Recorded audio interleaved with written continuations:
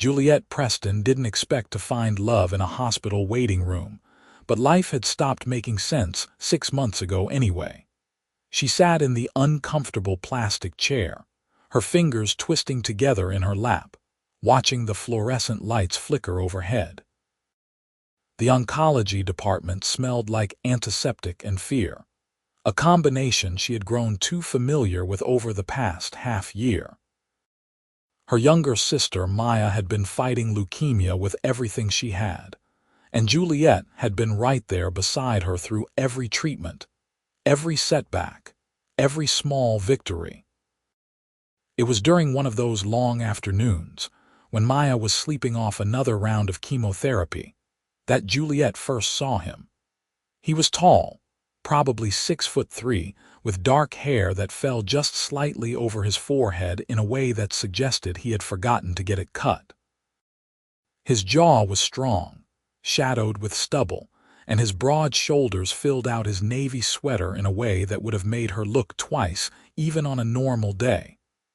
But it was his eyes that caught her attention when he glanced her way.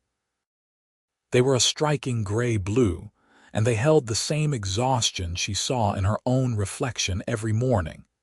He sat down 3 chairs away from her, his long legs stretched out in front of him, and pulled out his phone. Juliet looked away, not wanting to stare. She had her own problems to worry about. Juliet Preston. A nurse appeared in the doorway, clipboard in hand. Yes, Juliet stood up quickly, her heart already racing. Was something wrong with Maya? Your sister is asking for you. Room 412. Relief flooded through her. Thank you. She grabbed her purse and hurried toward the elevator, not noticing the gray-blue eyes that followed her departure. The next week, Juliet was back in the same waiting room. Maya's treatments were on a strict schedule, and Juliet had arranged her entire life around them. She worked remotely now, her graphic design clients understanding about her irregular hours. She had given up her apartment and moved into Maya's place to help take care of her. At 26, this was not how she had imagined her life would look, but Maya was all the family she had left. Their parents had died in a car accident 4 years ago, and the sisters had clung to each other ever since. The man was there again. Same chair, same exhausted expression. This time he was reading a book, something thick with a plain cover.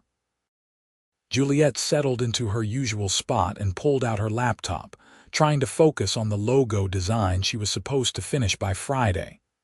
The coffee here is terrible, a deep voice said. Juliet looked up. The man was watching her, and he was holding up a paper cup with a slight grimace. Up close, he was even more striking. His features were sharp and defined, masculine in a way that reminded her of old Hollywood actors. There was a strength to him that seemed at odds with the vulnerability of being in a cancer ward. I haven't tried it, Juliet admitted. I usually bring my own. Smart. He stood up and walked over, extending his hand. Zach Crawford, Juliet Preston. She shook his hand, noting the calluses on his palm, not the hands of someone who sat at a desk all day. I've seen you here before, Zach said, settling into the chair next to hers. Your sister? Yes. Leukemia. You, my mom, stage 4 lung cancer. His voice was steady, but she could see the pain beneath it. She never smoked a day in her life. I'm sorry. The words felt inadequate, but what else was there to say? Yeah, me too. He took a sip of his coffee and made another face. God, this really is awful. Despite everything, Juliet felt a small smile tug at her lips. There's a decent cafe 2 blocks down, Harbor Coffee. Their house blend is pretty good. Want to show me? Zach asked. I've got about 45 minutes before my mom's treatment is done. Juliet hesitated. Maya would be in treatment for at least another hour, and there was something about this man, something in the way he looked at her, that made her want to say yes. Sure. Let me just tell the nurses where I'll be. They walked side by side down the sterile hospital corridors, neither of them speaking.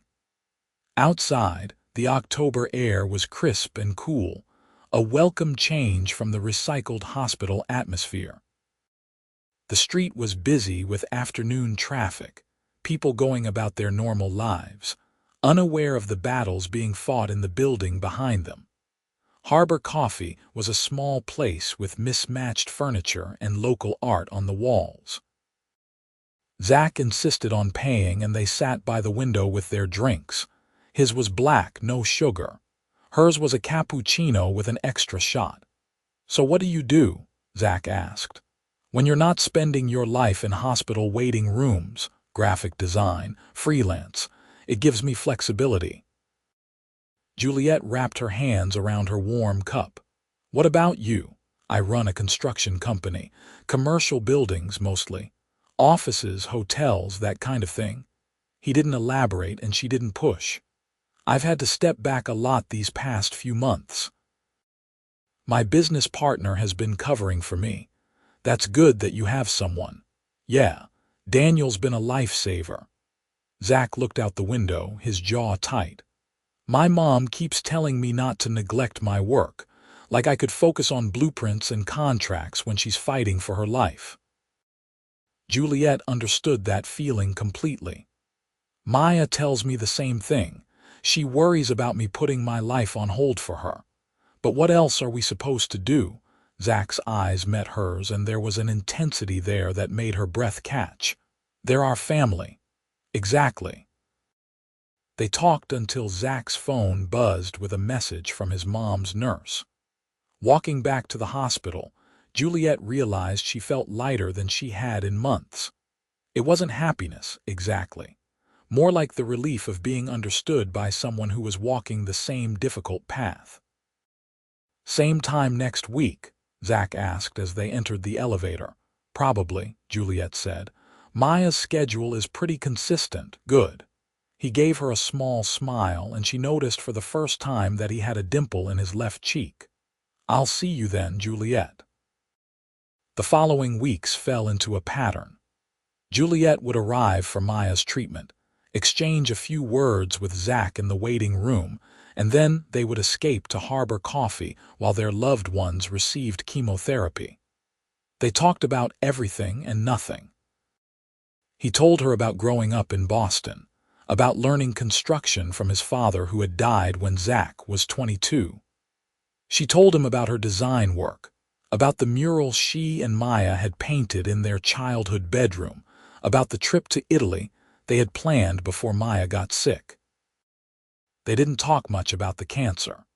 That was always there, hovering over everything, but during those stolen coffee breaks, they tried to be normal people having normal conversations.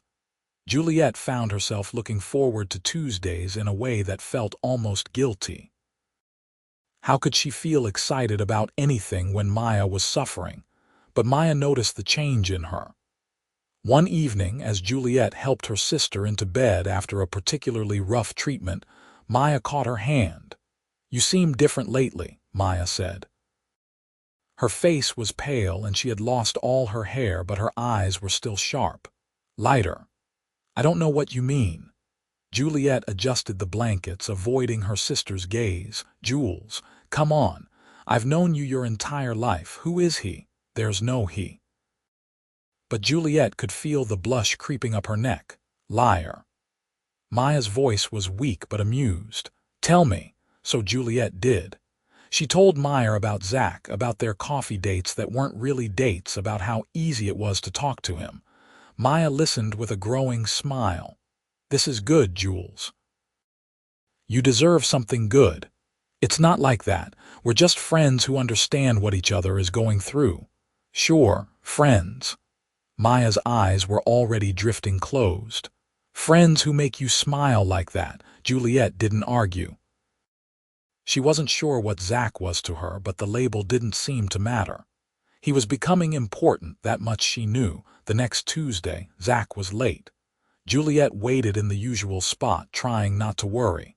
He finally appeared 20 minutes later, his face drawn and his eyes red. "Bad day?" she asked softly. "The worst." He sat down heavily. The doctors said the treatment isn't working as well as they hoped. They want to try something more aggressive, but my mom is already so weak. Juliet reached over and took his hand without thinking. His fingers closed around hers, holding on tight. "I'm scared," Zach admitted, his voice barely above a whisper. "I'm terrified of losing her, I know." Juliet moved closer, and then somehow he was holding her, his face buried in her shoulder. She could feel the tremor running through his large frame, this strong man who was breaking under the weight of helpless love. She held him back, her own eyes burning with unshed tears. They stayed like that for a long time. When Zach finally pulled back, he looked embarrassed. "Sorry. I didn't mean to fall apart on you. Don't apologize, ever." Juliet kept her hand on his arm. "That's what I'm here for." "What we're here for," Zach corrected. "This goes both ways, Juliet. If you need to fall apart, I've got you." Something shifted between them in that moment. The friendship they had been carefully maintaining suddenly felt like something more, something deeper and more fragile and infinitely precious. They didn't go to the coffee shop that day. They sat in the waiting room together, hands clasped, each drawing strength from the other's presence. When Maya's treatment was done, Juliet introduced Zach to her sister. Maya's eyes lit up with delight despite her exhaustion. "So you're the mysterious coffee shop guy," Maya said, her voice hoarse but playful. "Guilty." Zach's smile was genuine as he looked at Maya. "Your sister has been my lifeline these past few weeks. She's good at that." Maya squeezed Juliet's hand. "Take care of her, okay? She forgets to take care of herself." "Maya," Juliet protested, but Zach was nodding seriously. "I will, I promise." In the parking lot, Zach walked Juliet to her car. The late afternoon sun cast long shadows across the pavement, and somewhere nearby a bird was singing. Normal, everyday things that felt surreal in the context of their hospital reality. "I want to see you outside of this place," Zach said abruptly. "Not just on Tuesdays, not just in waiting rooms and coffee shops near the hospital." Juliet's heart started beating faster. "Like a date." "Yeah, like a date." He stepped closer, and she could see the hope and uncertainty in his eyes. "I know the timing is complicated. I know we're both dealing with impossible situations. But Juliet, you've become so important to me. I can't pretend this is just friendship anymore." "I don't want to pretend either." The words came out in a rush. "I've been thinking about you constantly. I feel guilty about it sometimes, like I shouldn't be feeling this way when everything else is so awful, but I can't help it." Zach's hand came up to cup her face, his thumb brushing across her cheekbone. "Don't feel guilty. Maya was right earlier. This is something good. We're allowed to have something good." "Okay," Juliet breathed. "Yes, I want to go on a date with you." He kissed her then, soft and careful, like she was something precious that might break. Juliet's hands came up to rest on his chest, feeling the solid warmth of him, the steady beat of his heart. When they pulled apart, they were both smiling. Their first real date was dinner at a small Italian restaurant. Zach picked her up, wearing dark jeans and a button-down shirt that brought out the blue in his eyes. And Juliet had actually spent time on her appearance for the first time in months, wearing a deep green dress that Maya had insisted still fit her perfectly. They sat across from each other at a corner table, candles flickering between them, and talked until the restaurant was preparing to close. Zach told her more about his company, Crawford Construction. He had started it 7 years ago with Daniel, his best friend from college. They had built it from nothing into one of the most respected commercial construction firms in the region. "We did the new convention center downtown," Zach said. "And the Riverside Hotel. That was my favorite project." The architect had this vision for incorporating natural elements, lots of wood and stone, and we got to really push ourselves technically. "That's the beautiful one with the vertical garden wall?" Juliet asked. Yeah. Zach looked pleased that she knew it. That wall was a nightmare to engineer, but it was worth it. I love that you're passionate about your work, Juliet said. I can hear it in your voice when you talk about it. I could say the same about you and design. Your eyes light up when you talk about color theory and composition. Zach reached across the table and took her hand. I want to see your work sometime, your portfolio. It's not that interesting, Juliet protested, but she was smiling. I doubt that seriously. He drove her home and walked her to the door. This time when he kissed her goodnight, it was deeper, more sure. Juliet melted into him, her arms wrapping around his neck. When they finally broke apart, both breathing hard, Zach rested his forehead against hers. I'm falling for you, he murmured. I'm falling hard and fast, and I don't want to stop. Then don't, Juliet whispered back. I'm falling too. The next few weeks were a strange blend of joy and sorrow. Maya's condition stabilized, which was a relief, though the doctors cautioned that she still had a long road ahead. Zach's mother, Eleanor, had a different trajectory. The aggressive treatment made her violently ill, and Zach spent more time at the hospital, sometimes staying overnight in her room. Juliet brought him food and coffee during those long vigils. She met Eleanor, a gracious woman with Zach's same gray-blue eyes and a quiet strength that reminded Juliet of her own mother. Eleanor was delighted to learn that Zach was seeing someone. He works too hard, Eleanor told Juliet one afternoon when Zach had gone to talk to the doctors. He always has. Even as a boy, he was so serious, always trying to take care of everyone. His father was the same way. It killed him young. She paused, then smiled sadly. I worry about Zach burning himself out. I'll try to make sure he takes breaks, Juliet promised. You're good for him. I can see it. Eleanor reached out and patted Juliet's hand. He smiles more now. Even with everything happening, he smiles. That's because of you. Juliet felt tears prick her eyes. He's good for me too. November turned into December. The hospital put up Christmas decorations, which seemed both cheerful and deeply depressing. Maya was responding well to her treatment, and her doctors were cautiously optimistic. Eleanor, however, was getting worse. The cancer had spread despite the aggressive approach, and the medical team was running out of options. Zach was devastated. Juliet held him while he cried, stroked his hair while he raged against the unfairness of it all, and simply sat with him during the times when words failed completely. They had been together for just over 2 months, but it felt like so much longer.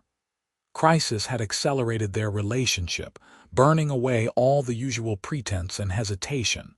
They knew each other's worst moments, deepest fears, and greatest vulnerabilities. I love you, Zach said one night. They were at his apartment, a surprisingly cozy loft space with exposed brick and large windows overlooking the city. He had cooked dinner, or tried to. The pasta was slightly overcooked, and the sauce was from a jar, but Juliet had eaten every bite because he had made it for her. Now they were on his couch, her body tucked into his side, his arm around her shoulders. Juliet's breath caught. She turned to look at him, seeing the absolute certainty in his expression.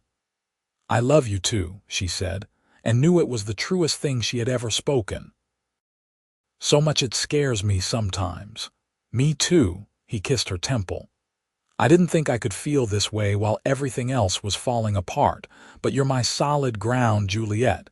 You're what keeps me standing. You're mine too, she whispered. They made love that night for the first time, slow and tender, learning each other's bodies with reverent hands. Afterward, wrapped in his arms in his bed, Juliet felt a peace she hadn't experienced since before Maya's diagnosis. The world outside was still harsh and uncertain, but here, in this moment, everything was exactly right. Eleanor passed away on a cold morning in mid-December. Zach was with her, holding her hand. She went peacefully, he told Juliet later, just slipped away between one breath and the next. Juliet held him while he grieved, this strong, capable man who had lost his anchor. The funeral was small but beautiful. Eleanor had planned most of it herself, wanting to spare Zach the decisions. Juliet stood beside him throughout, her hand in his, and met his extended family and business associates. Daniel, his business partner, was a tall man with kind eyes who pulled Juliet aside after the service. "Thank you for being there for him," Daniel said quietly. "I've known Zach for 15 years, and I've never seen him let anyone in the way he's let you in. He needs you." "I need him too," Juliet replied honestly. Christmas was subdued. Juliet and Maya spent it together, and Zach joined them for dinner. Maya was well enough to cook, with Juliet's help, and they managed a decent feast. Zach brought wine and gifts, and seemed to draw comfort from the warmth of their small celebration. Watching him laugh at one of Maya's terrible jokes, Juliet felt her heart expand with love for this man who had come into her life at the worst possible time and made everything better. In January, Maya's doctors declared her in remission. The cancer could come back, they warned, and she would need regular monitoring, but for now she was cancer-free. Juliet cried with relief and joy. Maya was going to live. Her baby sister was going to be okay. She called Zach immediately. He was at a construction site but answered on the second ring. "She's in remission," Juliet said, the words tumbling out. "Zach Meyer is in remission. Oh, thank God." His voice was thick with emotion. "Jules, that's incredible. I'm so happy for you both." "I wish your mom could have had this outcome," Juliet said, her joy dimming slightly. "Me too." "But she would have been thrilled for Maya. For you." Zach paused. "I'm coming over tonight. We're celebrating properly." He showed up with champagne and flowers and the biggest smile Juliet had seen on his face in weeks. He swept her into his arms and spun her around, both of them laughing.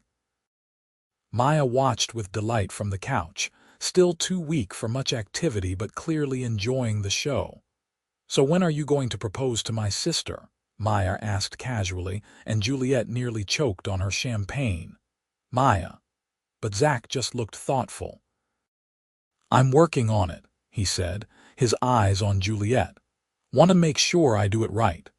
Juliet's heart started racing. They had never talked about marriage directly, though the subject had danced around the edges of their conversations. But hearing him say it so matter-of-factly, seeing the intent in his eyes, made it suddenly real. Later, after Maya had gone to bed, Zach and Juliet sat together on the small balcony, wrapped in blankets against the winter cold. "I meant what I said earlier," Zach told her. "I want to marry you, Juliet. I want to build a life with you." "We've only known each other 5 months," Juliet pointed out, but there was no real protest in her voice. 5 months that felt like 5 years. "We've been through hell together. We've seen each other at our absolute worst and lowest, and I love you more than I thought it was possible to love someone." He turned to face her fully. "I know this is fast. I know it's unconventional. But when you find the right person, why wait?" Juliet thought about her parents, who had died so suddenly with so many things left unsaid and undone. She thought about Eleanor, who had fought so hard for just a little more time. She thought about Maya, who had been given a second chance at life. Time was precious and uncertain and not to be wasted. "You're right," she said. "Why wait? I love you, Zach. I want to marry you.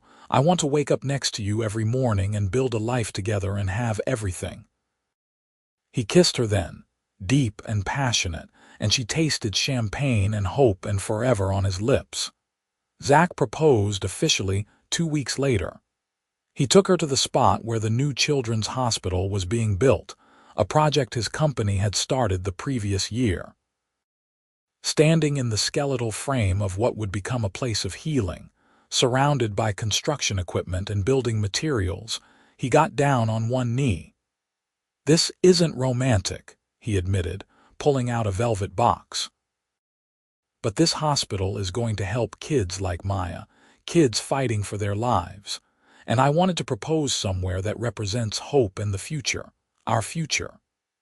He opened the box, revealing a stunning diamond ring with a vintage setting. "Juliet Preston, will you marry me?" "Yes," Juliet said, tears streaming down her face. "Yes, absolutely yes." The ring fit perfectly. He slipped it on her finger and stood, lifting her off her feet in a kiss that made her dizzy with joy. Behind them, Daniel and the construction crew started cheering and whistling. Zach had apparently arranged an audience, and Juliet laughed through her tears at the absurd wonderfulness of it all.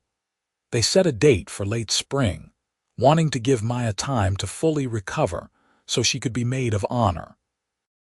The wedding planning was a welcome distraction from the darkness of the previous months.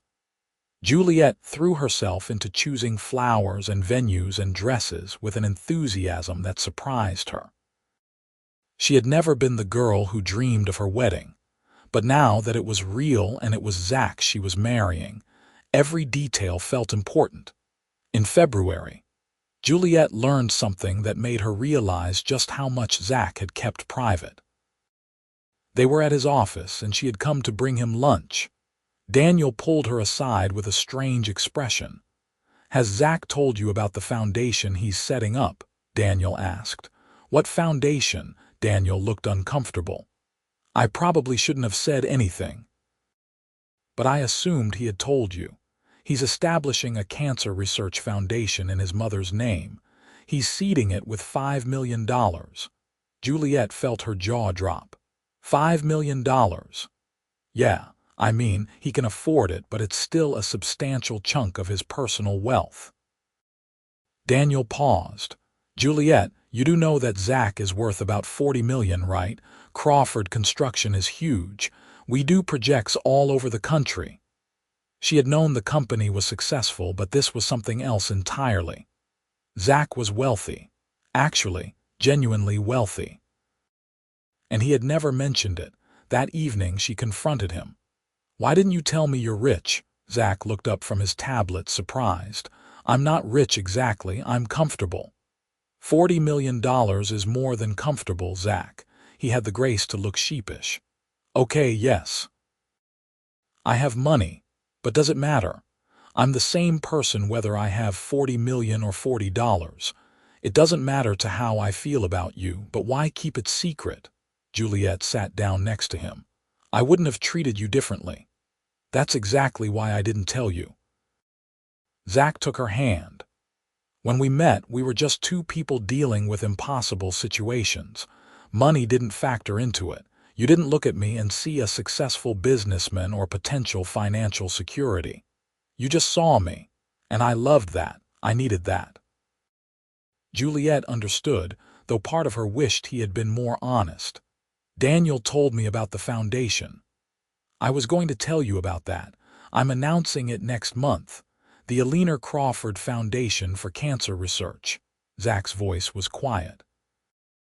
"I couldn't save my mom, but maybe the research this supports will save someone else's mother or sister." Juliet felt tears well up. She climbed into his lap and wrapped her arms around his neck. "You're a good man, Zach Crawford." "I try." He held her close. "I want to use what I have to make a difference. The money was never the point. Building things, creating something lasting, helping people, that's what matters." "I love you," Juliet whispered.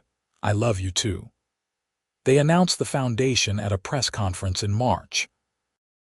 Juliet stood beside Zach, his hand in hers, as he spoke eloquently about his mother and the need for better cancer treatments. The media coverage was extensive, and suddenly, everyone wanted to know about the construction CEO who was donating millions to medical research. Zach handled the attention with grace, always deflecting credit and focusing on the cause. Maya continued to improve. By April, she was strong enough to return to her job as a middle school art teacher, though she still tired easily. She threw herself into helping with wedding preparations, insisting on designing all the invitations and place cards herself. Watching her sister come back to life was the greatest gift Juliet could have asked for. The wedding took place on a perfect May afternoon. They were married in a garden venue, surrounded by flowering trees and spring blooms. Maya stood beside Juliet in a soft pink dress, looking healthy and beautiful and alive. Daniel stood beside Zach, and the two men shared a look of deep friendship and understanding. When the officiant asked Zach for his vows, he took Juliet's hands and spoke from his heart. "I met you on the worst day of my life," he said, his voice carrying across the assembled guests. "I was watching my mother die, and I felt more alone than I ever had. And then you were there, this beautiful, strong woman who was fighting her own battle. We found each other in the darkness, and somehow you became my light. You showed me that even in the midst of terrible loss, there can be love and hope and reasons to keep going. I promise to be your light too, always. I promise to hold you through the hard times and celebrate with you through the good times. I promise to build a life with you that honors the people we've lost and the second chances we've been given. I love you, Juliet, with everything I am and everything I'll ever be." Juliet was crying by the time he finished, and she had to take a moment to compose herself before speaking her own vows. "You once told me that I was your solid ground," she began. "But Zach, you've been mine too. This year has tested me in ways I never imagined. I thought I might lose my sister, the only family I had left. I was drowning in fear and exhaustion and helplessness. And then I found you, or you found me, and suddenly I wasn't drowning anymore. You understood what I was going through because you were going through it too.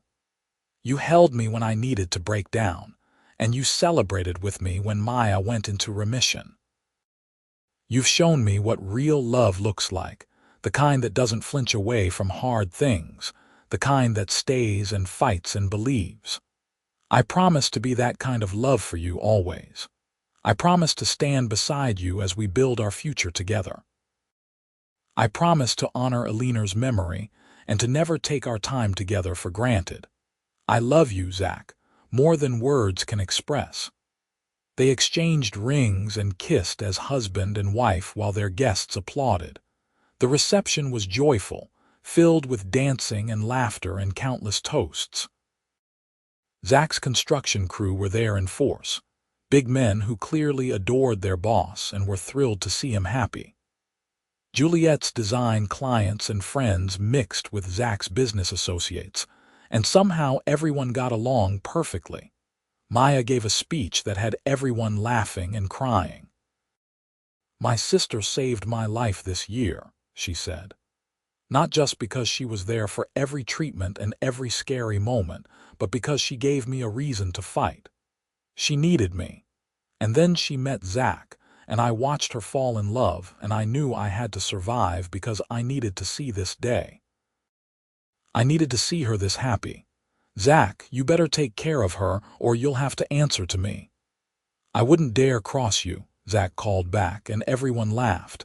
Daniel's speech was shorter but equally heartfelt.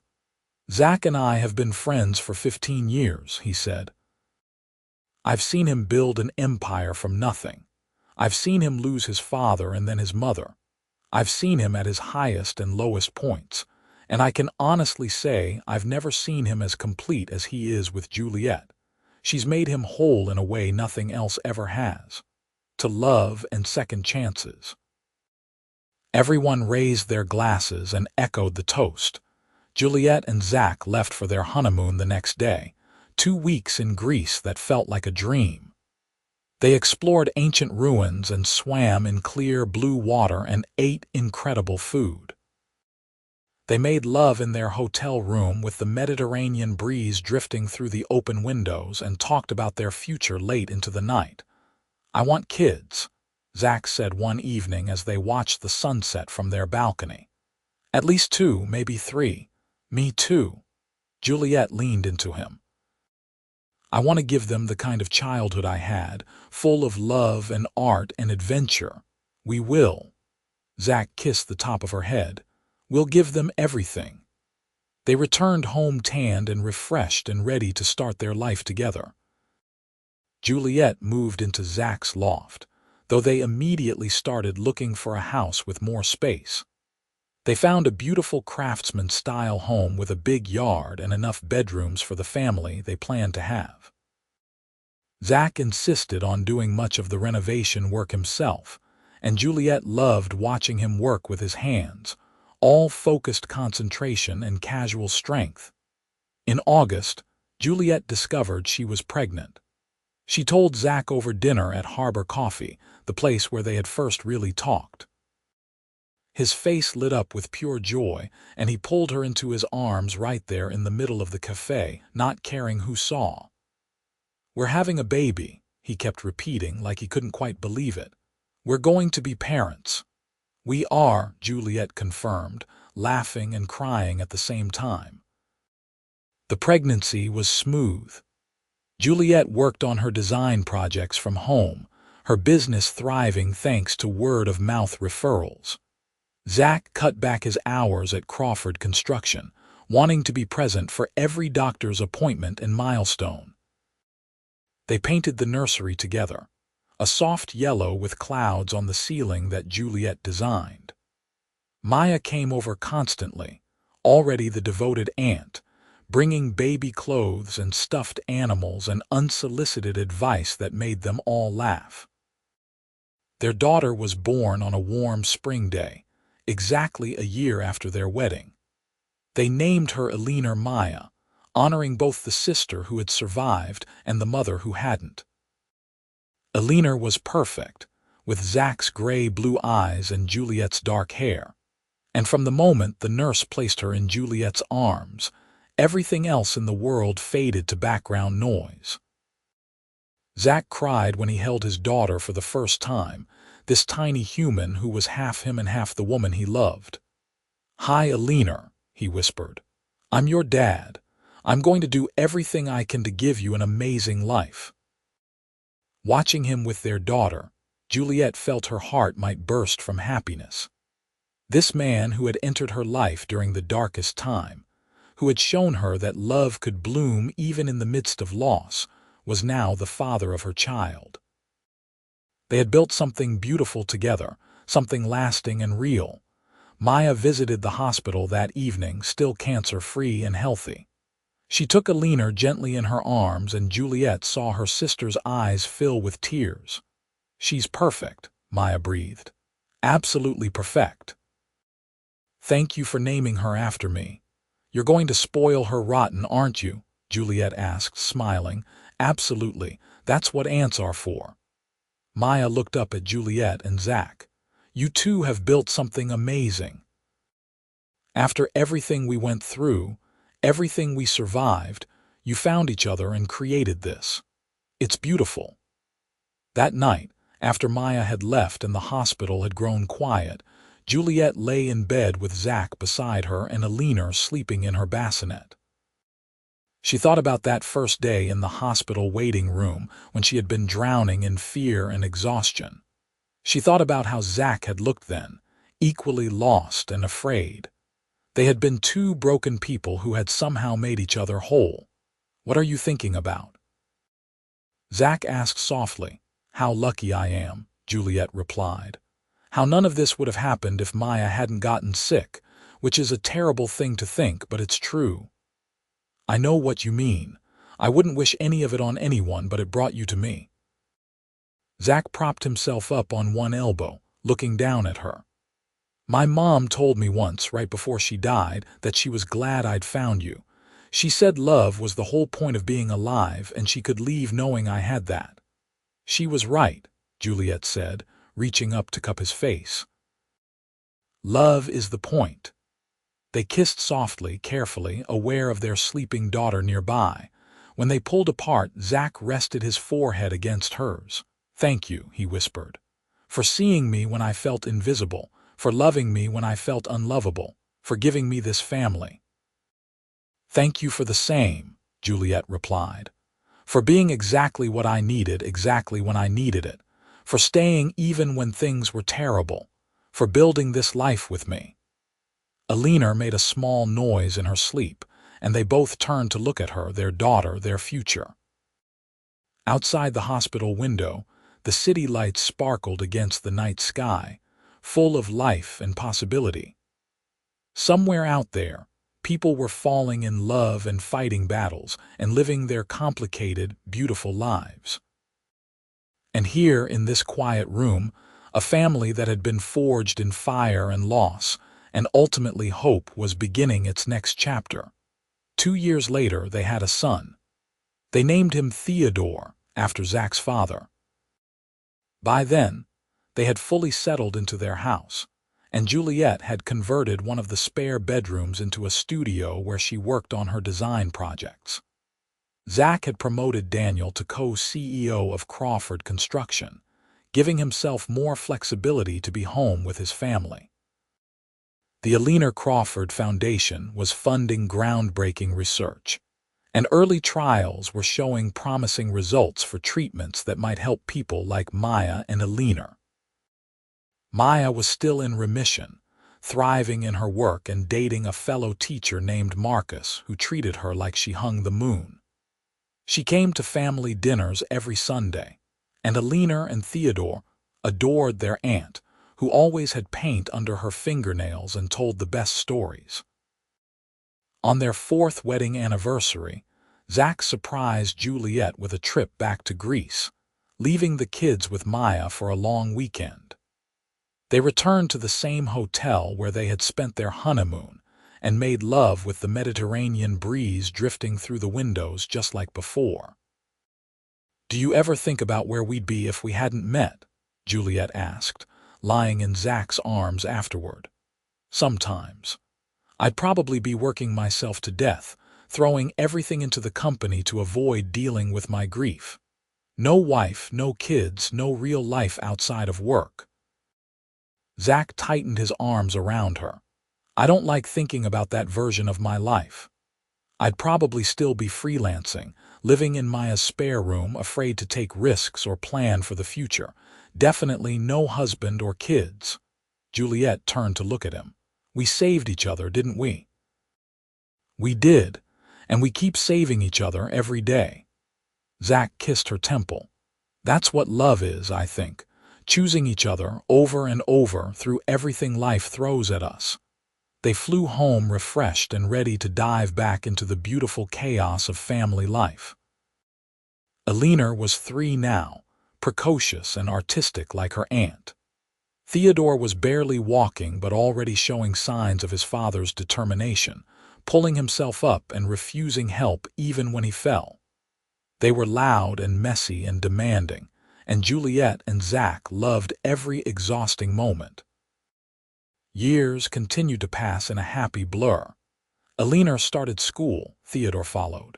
They got a dog, a golden retriever named Sunny, who became Alina's constant companion. Zach coached Theodore's little league team. Juliet's design business grew until she had to hire an assistant. The Crawford Foundation announced a major breakthrough in leukemia treatment, a direct result of the research Alina's money had funded. Maya and Marcus got married in a small ceremony, and 2 years later adopted twin girls from foster care. On the 10th anniversary of that first meeting in the hospital waiting room, Juliet and Zach took a day for themselves. They went to Harbor Coffee, sitting by the same window where they had first talked over terrible hospital coffee and uncertain futures. 10 years, Zach marveled, holding Juliet's hand across the table. "Sometimes it feels like yesterday, and sometimes it feels like we've been together forever." "Both," Juliet agreed. "That year was the hardest of my life, but it gave me the best thing in my life. You, us, everything we've built. Your sister is healthy. My mother's legacy is saving lives. We have 2 incredible kids and a life I couldn't have imagined back then." Zach raised his coffee cup. "To the worst year that led to the best years." Juliet clinked her cup against his. "To love that grows from loss." to second chances and new beginnings. To unlimited love, Zach added softly, and Juliet smiled, recognizing the truth in those words. Their love had been born in the shadow of terminal diagnoses and uncertain tomorrows.